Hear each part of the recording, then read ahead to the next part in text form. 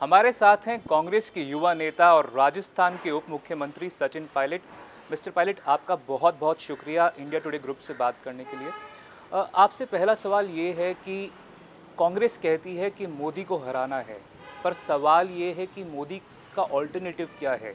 क्या ममता बनर्जी, अखिलेश यादव, मायावती, क्या इनमें से किसी एक नाम पर कांग्रेस अग्री करेगी या फिर ये लोग राहुल गांधी के नाम पर अग्री करेंगे? आपने बहुत सारे सवाल पूछे हैं।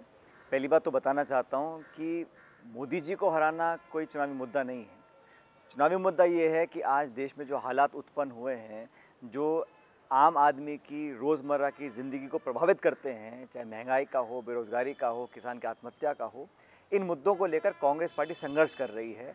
और हम चुनाव लड़ रहे हैं ताकि देश में 70 साल से जो संस्थाओं को निर्मित हम लोगों ने किया है, देशवासियों ने किया है, उन संस्थाओं को हम सुरक्षित रख सकें। पिछले 4-5 सालों के अंदर लगातार प्रहार किया गया है। लोकतंत्र की स्थापना के समय जो हमने संस्थाएं बनाई थीं, चाहे वो ईडी हो, चाहे वो रिजर्व बैंक हो, चाहे प्लानिंग कमीशन हो, चाहे वो सीबीआई हो, चाहे वो सुप्रीम कोर्ट के जजेस वगैरह हों, इसलिए देश में ऐसा माहौल बना है घृणा का, नफ़रत का। और हमें लगता है कि बीजेपी की सरकार ने 5 साल में जो वादे किए थे उनको पूरा नहीं कर सकें, तो भावनात्मक मुद्दों को आगे रखकर अपनी नाकामियों को छुपाने का काम ये सरकार कर रही है। प्रधानमंत्री मोदी जी को जनता ने चुना था, लेकिन आज सवाल हम पूछते हैं तो कहते हैं कि आप राष्ट्र विरोधी हो, आप देश विरोधी हो। इसलिए इस प्रकार का जो एक वातावरण बना है उसके खिलाफ में कांग्रेस पार्टी है। हम चुनाव लड़ रहे हैं जीतने के लिए, किसी को हराने के लिए नहीं। हमारी पार्टी, हमारे सहयोगी दल एक पॉजिटिव एजेंडा लेकर चुनाव लड़ रहे हैं और हमें लगता है कि 23 मई को इस देश में नई सरकार बनेगी, नए प्रधानमंत्री यहाँ पर आएंगे। मोदी जी ने अपना कार्यकाल किया है, जनता के सामने है। Stand up India, digital India, make in India बहुत नारे दिए। धरातल पर कितना काम हुआ? पिछले 45 सालों में इतनी बेरोजगारी देश में कभी नहीं रही जितनी आज है। इन सवालों का जवाब देने के लिए तैयार ही नहीं है।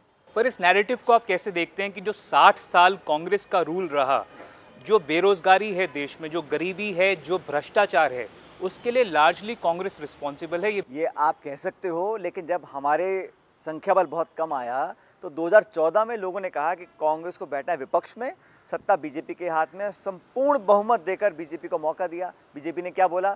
आपके खाते में आएंगे 15 लाख रुपए, हम देंगे 2 करोड़ नौकरियां हर साल, हम किसान की आमदनी करेंगे दुगनी, भ्रष्टाचार खत्म कर देंगे, जड़ से उखाड़ देंगे, आतंकवाद, उग्रवाद सब खत्म हो जाएगा। आज 5 साल हो गए हैं।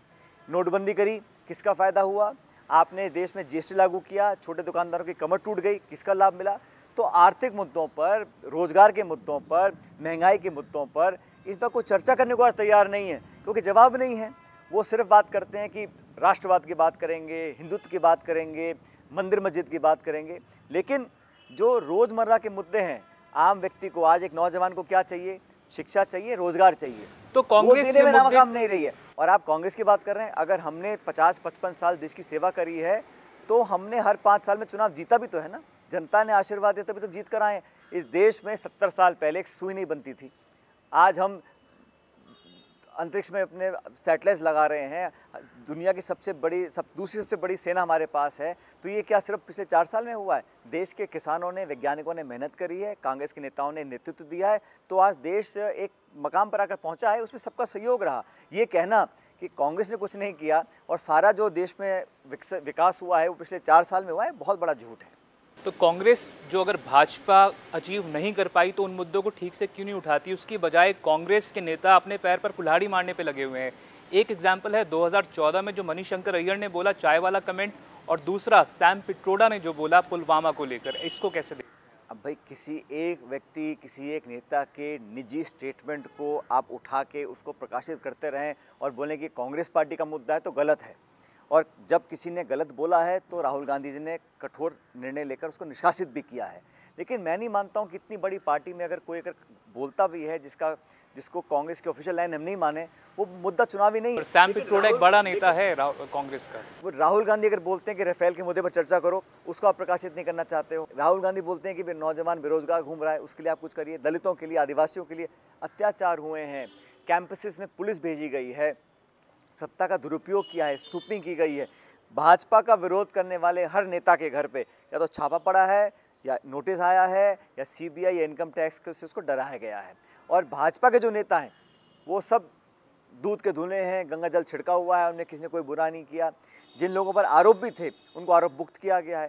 तो सत्ता का दुरुपयोग करके विरोधियों की आवाज़ को दबाने का काम बीजेपी कर रही है, इसमें देश के लोग समझ रहे हैं। सैम पिट्रोडा के जो कमेंट्स हैं उससे आप सहमति रखते कांग्रेस हैं कि पार्टी ने आपका बोल क्या दिया है कहना कि कांग्रेस पार्टी की वो राय नहीं है, वो नहीं, व्यक्तिगत राय हो सकती है, लेकिन हम चुनाव लड़े हैं भाई, अभी 3 स्टेट्स में चुनाव जीते हम लोगों ने, हमें पता है जनता क्या चाहती है, हमें पब्लिक का आशीर्वाद मिला है। इन मध्य प्रदेश में, छत्तीसगढ़, राजस्थान के अंदर जो चुनाव हुए थे उस चुनाव को हमने पब्लिक का इलेक्शन बनाया था, पब्लिक ने उसको पसंद किया, कांग्रेस को सत्ता दी है। इन 3 स्टेट्स में चुनाव हारने के बाद बीजेपी ने कहा अभी हमारा दांव चलने वाला नहीं है, तो उन्होंने राम मंदिर की बात शुरू कर दी, फिर आर्मी का, सेना का एक तरह से पॉलिटिसाइजेशन होना जो शुरू हुआ। आपको लगता है सैम पिट्रोडा को माफ़ी मांगनी चाहिए अपने कमेंट्स के लिए? वो आपके ओवरसीज़ अफेयर्स के इंचार्ज हैं। तो चुनाव तो देश में हो रहा है, ओवरसीज़ में हो रहा है। पिट्रोडा को माफ़ी मांगनी चाहिए आपके साथ? पिट्रोडा जी ने कहा, वो कांग्रेस ने कहा हमारी ऑफिशियल लाइन नहीं है, इससे ज़्यादा और क्या बोल सकते हैं। लेकिन हर एक को आज़ादी है बोलने की, लेकिन कांग्रेस की जो ऑफिशियल लाइन है वो लाइन नहीं है।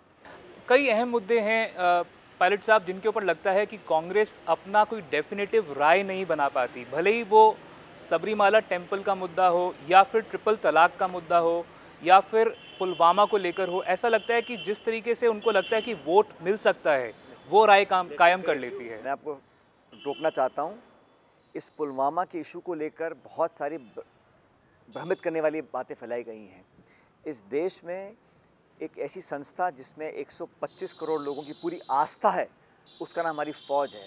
हमारे फ़ौजियों ने अपने शौर्य और वीरता से इस देश को सुरक्षित रखा है। एक सरकारें बनेंगी, बिगड़ जाएंगी, नेता आएंगे, चले जाएंगे, पार्टियां बनेंगी, टूट जाएंगी, लेकिन इस देश में हमारे सैनिकों के ऊपर जो गर्व, सम्मान और हमको जो फ़क्र है, उस पर कभी किसी को संदेह करना नहीं चाहिए। और अगर कोई भी नेता किसी पार्टी का हमारी मिलिट्री को, एयरफोर्स को, नेवी को या हमारी फ़ौज को पॉलिटिकल दायरे में लाने की कोशिश करता है तो वो देश के साथ एक बहुत बड़ा अपराध कर रहा है। इसलिए army is sacrosanct, it belongs to all of us, we are proud of our soldiers. And देश में किसी की सरकार हो, कोई प्रधानमंत्री हो, जब तक देश की सुरक्षा की बात आएगी, हमारे मुल्क के ऊपर कोई आंख उठाकर देखेगा, उसको वही कठोर जवाब मिलेगा जो किसी प्रधानमंत्री को देना चाहिए।